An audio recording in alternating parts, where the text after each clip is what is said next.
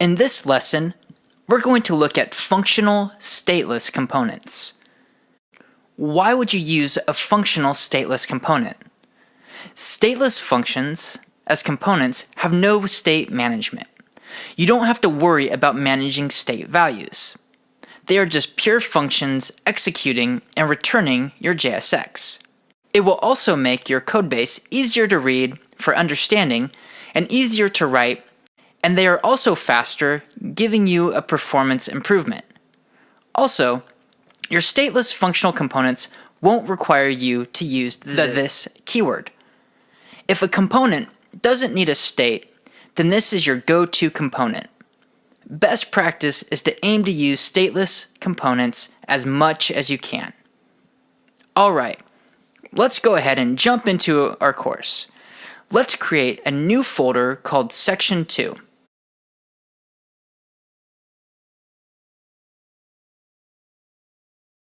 In this section, we're going to look at components. Inside of that, we'll create an index.html file. Now, from scratch, let's set up our developer environment similar to Section 1 of this course.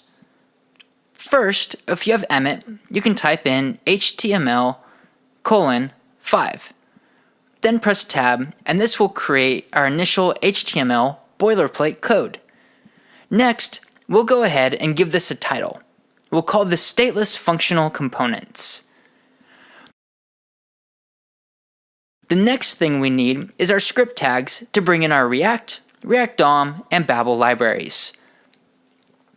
You can go to those sites and find those script tags, or if you open up one of the former files from our Section 1, you can go ahead and copy all of those tags from there. Then, we'll go ahead and bring them back to our current HTML file and paste it above our title tag. Now, we want to create a location in our DOM that we will later target to insert our React content. We'll create a div and assign it the ID of app. This name of app can really be anything. It could be an ID of content, container, or even dog. You can call it whatever you want as long as we target that ID later. Within that div tag, we'll write React is not rendered yet. If we see this, it means that something wrong happened with our code. Next, we're going to want to use our script tag. This is where we're going to write our React content. Because we're going to write JSX, and maybe even some ES6 as time goes on, we'll give it a type attribute and set it to text Babel. Next, let's set up our React DOM render method.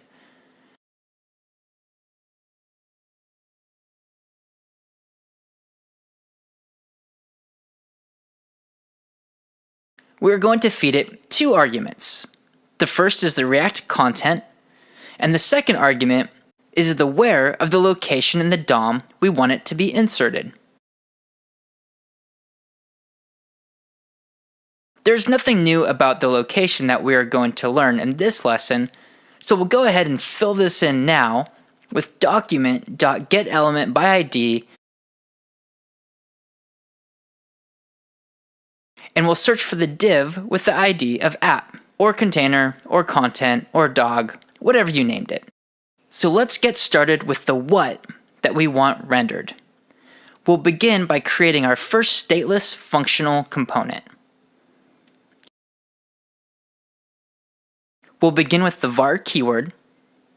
This could also be replaced with ES6 let or const. But we'll stick with var for now until we do a mini lesson on those two ES6 keywords. We'll then name our component. We'll call this color spectrum. So chances are you are already seeing the first difference. Instead of this being camel case, like normal naming for a variable, we are capitalizing the first word. You'll want to do this in the future as well.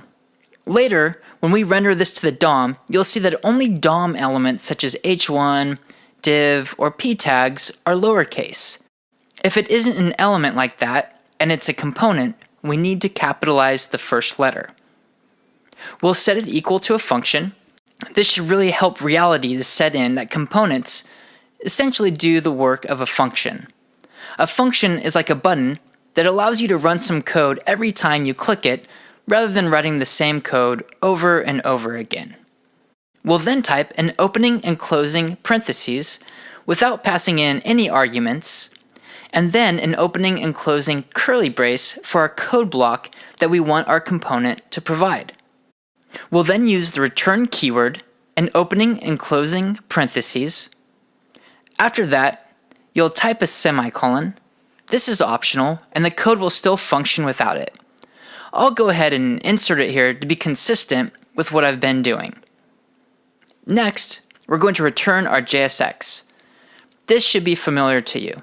We'll create an h1 tag, and we'll fill it with the text of the colors of the color spectrum: red, orange, yellow, green, blue, indigo, and violet.